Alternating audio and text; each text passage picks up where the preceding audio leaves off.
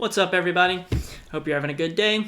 I'm back with another Harvey Reads a News article. This time we're going to be looking at an article from CNN. Just came out this morning about the stimulus relief package that they're trying to pass through. So the title is House Democrats' Stimulus Check Plan would exclude families earning more than $200,000. And it's by Katie Labasco. So let's get right into it. Got a nice picture of Joe here. Oh, it's a video. We're not going to watch that. House Democrats have rejected a Republican proposal to significantly narrow eligibility for further stimulus payments and are moving forward with legislation that would provide $1,400 of stimulus payments per person. I think the Republicans were wanting to lower the income brackets to from 75 to 50K for the cutoff. But it looks like the Dems are pushing back on that. But the payments would phase out faster than earlier rounds and completely cut off individuals earning more than $100,000 and couples earning more than $200,000. Oh no. Heaven forbid the people who make over $100K don't get a $1,000 check. I'm sure they're really hurting. According to the bill text, which the House Ways and Means Committee is set to debate Wednesday. What is this? So I think this is how our government works. Specifically the Senate and the Congress is they have committees. Committees are kind of just a smaller body of representatives that tackle specific issues. It looks like there's 42 members in this one. 25 are Dem, 17 are Republican. Oh, we got a cool little inside scoop here. Yeah, look at these old people. Yeah, they're doing work. This guy over here. Truly disgusted with what's going on. All right, back to the article. Under the plan put forward Monday by Chairman Richard Neal, a Massachusetts Democrat, the full payment would go to individuals earning less than $75,000 a year and married couples earning less than $150,000, like previous stimulus checks. Joint filers would receive $2,800 plus another $1,400 per dependent. So it looks like it's just the same brackets is what they want to use. The Republicans want it less. Let's see if they have this bill up, though. I went ahead and searched it already on govtrack.us. Sponsor is our good old friend, Mr. Neal. Mr. Richard, actually. First name Neal. But it doesn't look like the bill is here. He's got this relief for multi-employer and single-employer pension plans and for other purposes. So maybe this is other purposes is what we're talking about. But it looks like it's just introduced. There's no text available yet. Come on, US Gov. You're really slacking. All right, let's get back to the article. It would not narrow eligibility as significantly as Republicans-backed proposals, which would have excluded an estimated 29 million households that receive earlier payments. The GOP plan called for smaller payments of $1,000 to individuals earning less than $40,000 a year and couples earning less than $80,000. The payments would phase out faster, cutting off individuals making more than $50,000 and couples making more than $100,000. Yeah, so this is what they were talking about at the beginning there, is the Republicans just want to lower the limits. And I mean, this kind of makes sense, I would say these need to be a little higher, because if you're making over 80, 90K, you probably are not, 95, 99% of the time you're working, you're able to work from home, or, you're not going into Target to work every day. So you probably aren't as financially impacted by this as people say, who work at Target are, because they couldn't work for a while. So, but I mean, that's just up for debate.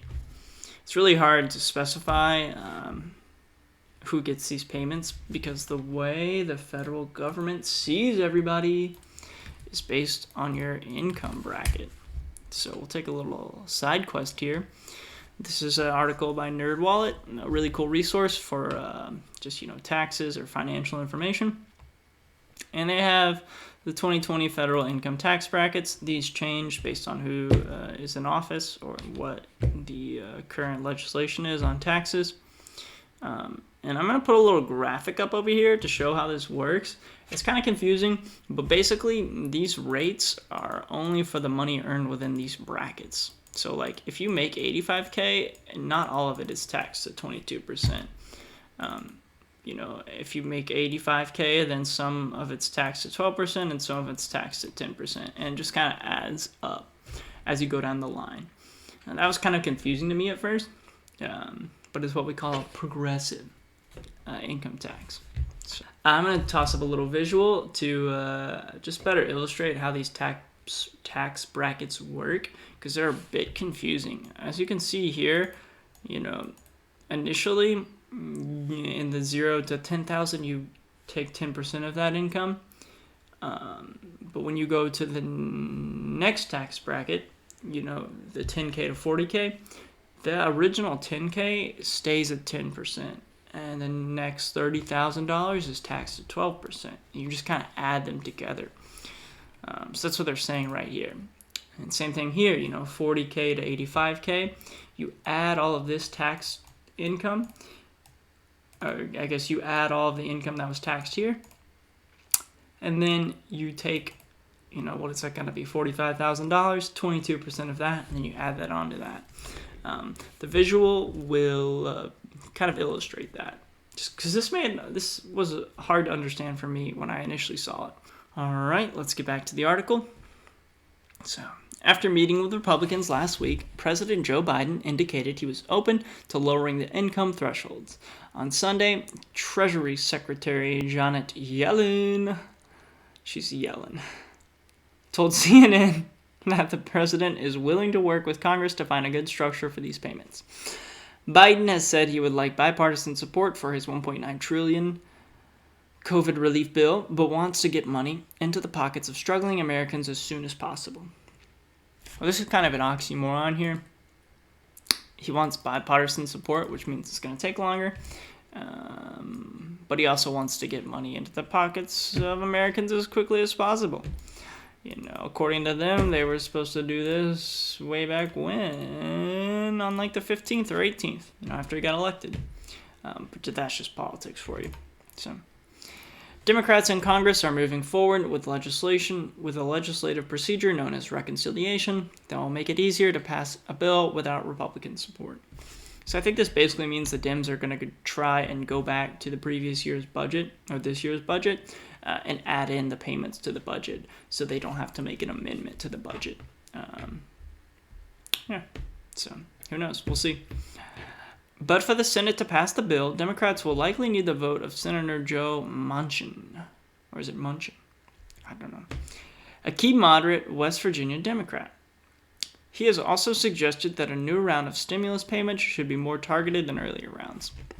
So this is kind of what the Republicans are saying up here. He's kind of siding with them. And I'm sure it's not all of them. You know, some of them probably don't even want to give payments. Some of them want to give payments with a lower rate. And then some of them probably are fine with giving payments at this rate. You know, but it's fun to group everyone together in a nice little ball.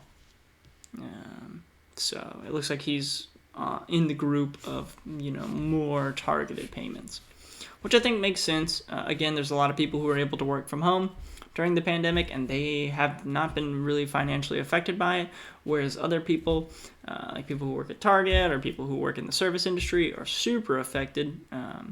So it kind of makes sense that we should just give them the more money, and if you're able to work from home, you just don't get any money. But that gets tricky because, you know, politicians are elected by the populace.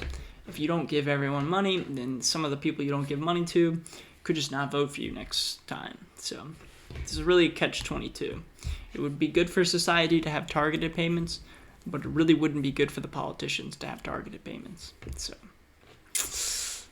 what are you going to do about it? We'll get this last line in here. There's a long way to go before a final bill text is agreed upon and income thresholds could change. Lawmakers hope to pass the legislation by March 14. And that's the end of the article. What's up, everybody? I hope you enjoyed that article. As always, I'm going to leave the links I used in the description of the video. And if you'd like to see more content like this, you can just follow me here on my YouTube page or on any of my socials below. And as always, I'm going to leave you with a little outro jam that I hope you enjoy. Bye.